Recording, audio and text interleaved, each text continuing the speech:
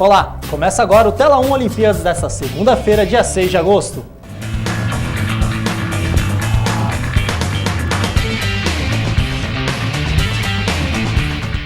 Eu estou novamente aqui no estúdio com os comentaristas Rodolfo Roncaglio, Gustavo Vaz e Ângelo Spire para comentar sobre tudo que aconteceu no final de semana. E vamos começar falando agora de segunda-feira, que teve uma conquista inédita para a ginástica artística brasileira.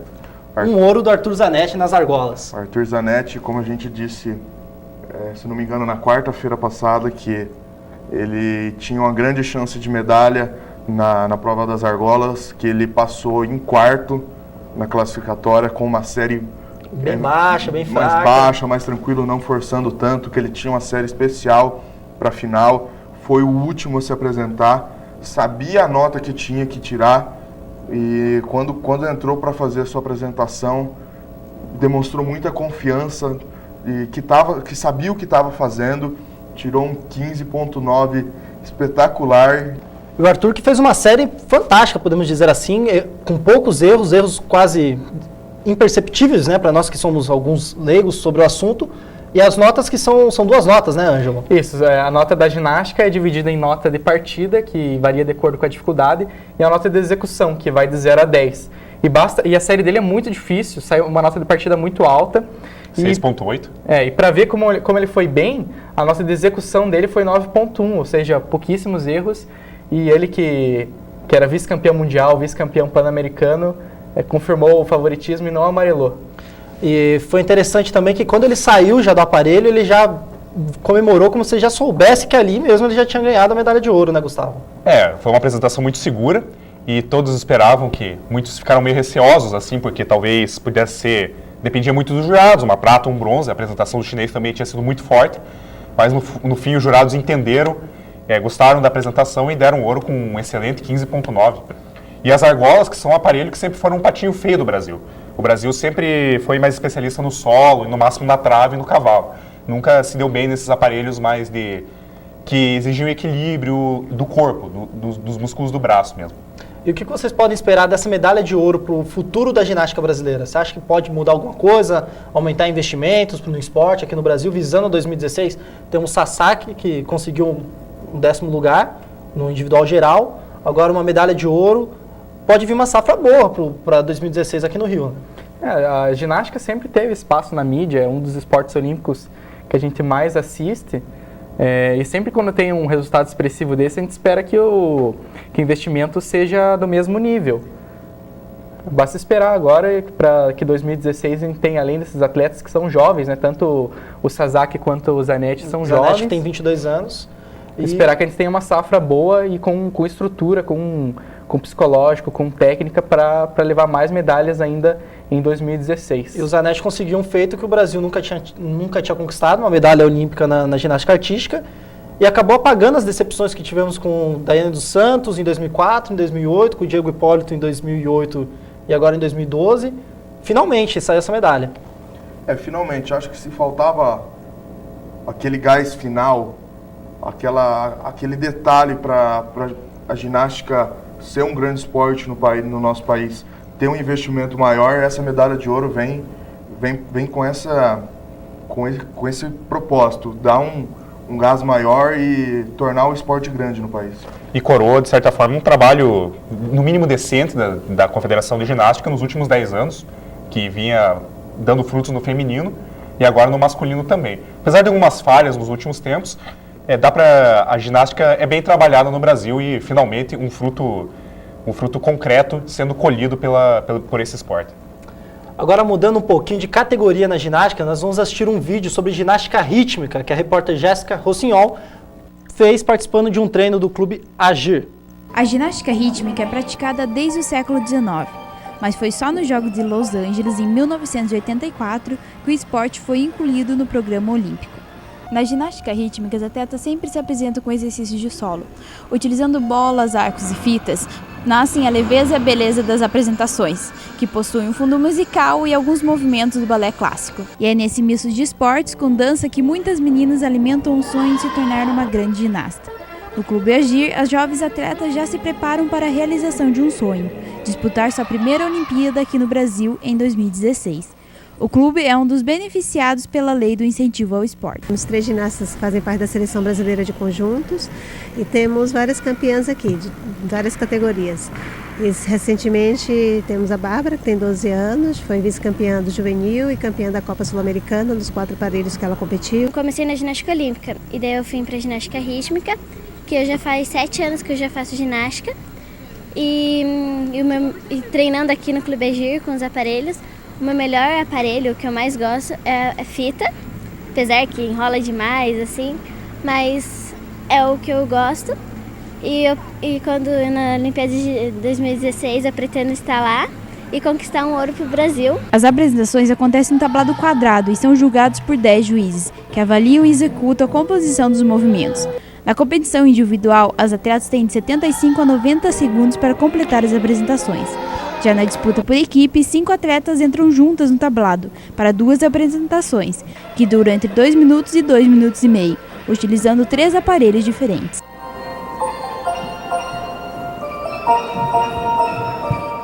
Realmente uma matéria muito interessante que a Jéssica fez. E a ginástica artística que começa as disputas lá em Londres no final da semana. E o Brasil não está disputando, que não conseguiu se classificar. Mas no Rio de 2016 vai estar presente, né, Gustavo? Sim, ginástica rítmica. Né? Ginástica rítmica, perdão. É um esporte que tem certa... O Brasil participava nas últimas Olimpíadas, não conseguiu nesta Olimpíada se classificar, talvez por uma safra um pouco pior do que já vinha sendo. E agora nós vamos falar sobre a vela, que ontem o Robert Chat e o Bruno Prada conseguiram a medalha de bronze na categoria deles. E foi uma pena, né, Ângelo? Podemos dizer assim, na medal race, os britânicos acabaram ficando marcando os brasileiros com medo de perder a medalha de ouro e acabaram perdendo para a dupla sueca. Exatamente.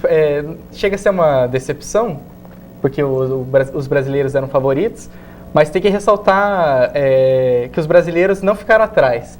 Eles foram para cima dos britânicos. A gente comentava aqui na sexta-feira que eles precisavam chegar 4 posições à frente dos britânicos para levar a medalha de ouro, eles que estavam em segundo lugar.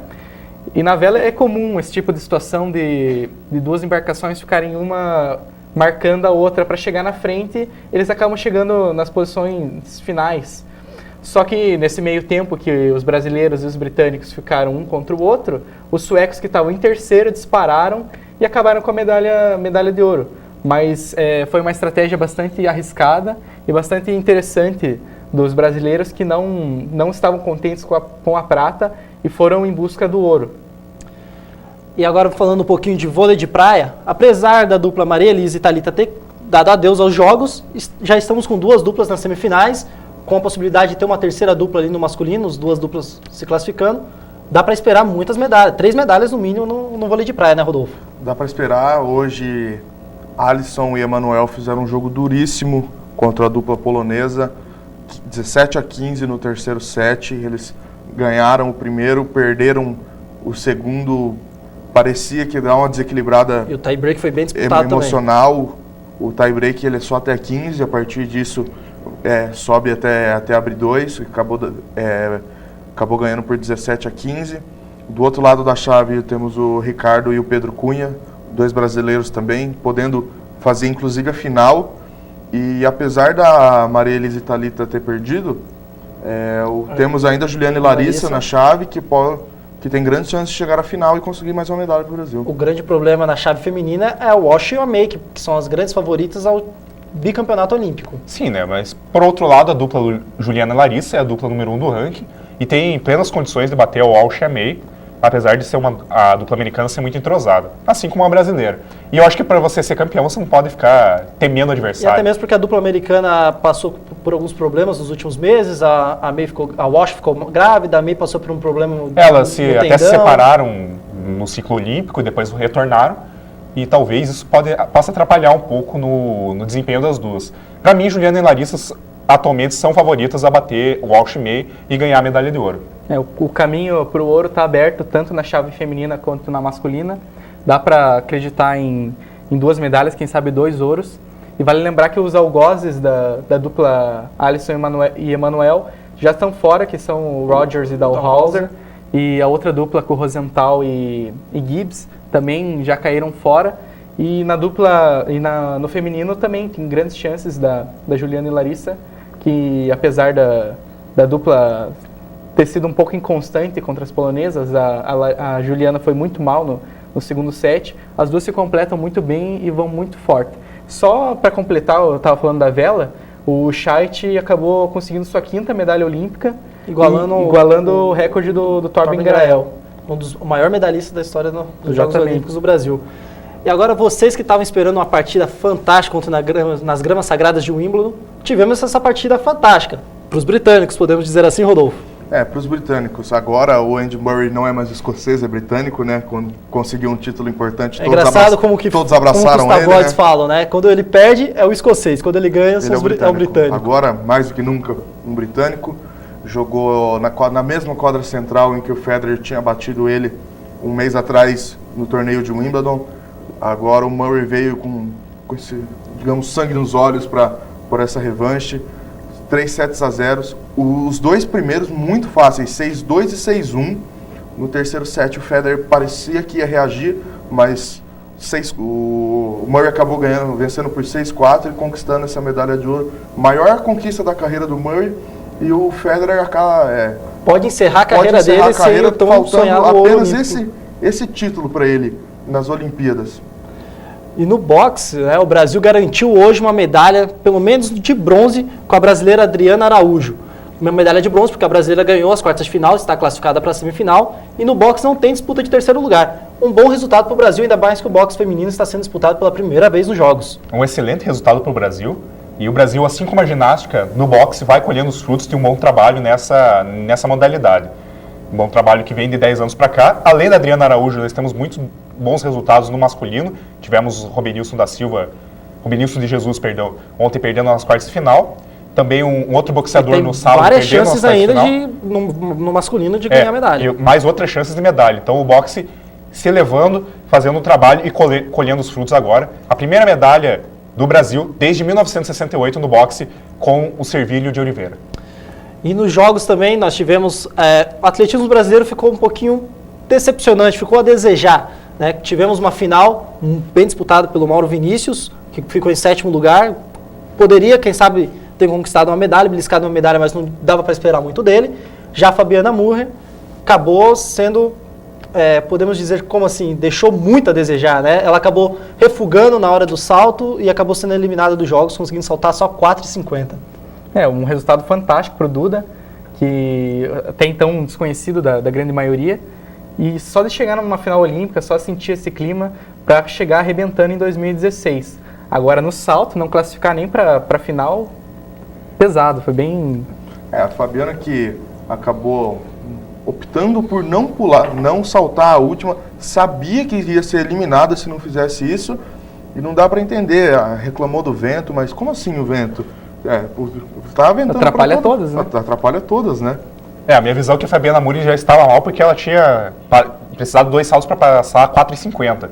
Para mim, ela fez a opção errada, devido à condição dela, de começar com uma distância alta. Ela devia ter pegado as distâncias mais baixas para pegar ritmo e não passar esse vexame. Vamos conferir como ficou o quadro de medalhas com a medalha de ouro que o Brasil conquistou hoje na ginástica? O quadro de medalhas está assim. A China está em primeiro lugar com 31 medalhas de ouro, 19 de prata e 14 de bronze, 64 no total. Estados Unidos com 28 medalhas, 14 de prata, 28 medalhas de ouro, 14 de prata, 19 de bronze, 61 no total. A Grã-Bretanha deu um salto e já aparece em terceiro lugar com 18 medalhas de ouro, 11 de prata e 11 de bronze, 40 no total. E o Brasil está em 22º com 2 medalhas de ouro, 1 de prata e 5 de bronze, 8 medalhas no total. Uma campanha ainda que está começando a deslanchar do Brasil, podemos dizer assim, né? Acho que sim, apesar de achar que o Brasil deve ficar nessas posições entre 20º e 25º no quadro geral de medalhas no final das Olimpíadas. E o Tela 1 Olimpíadas de hoje fica por aqui. Confira mais sobre as competições no tenoticias.com. Amanhã estamos de volta. Até lá!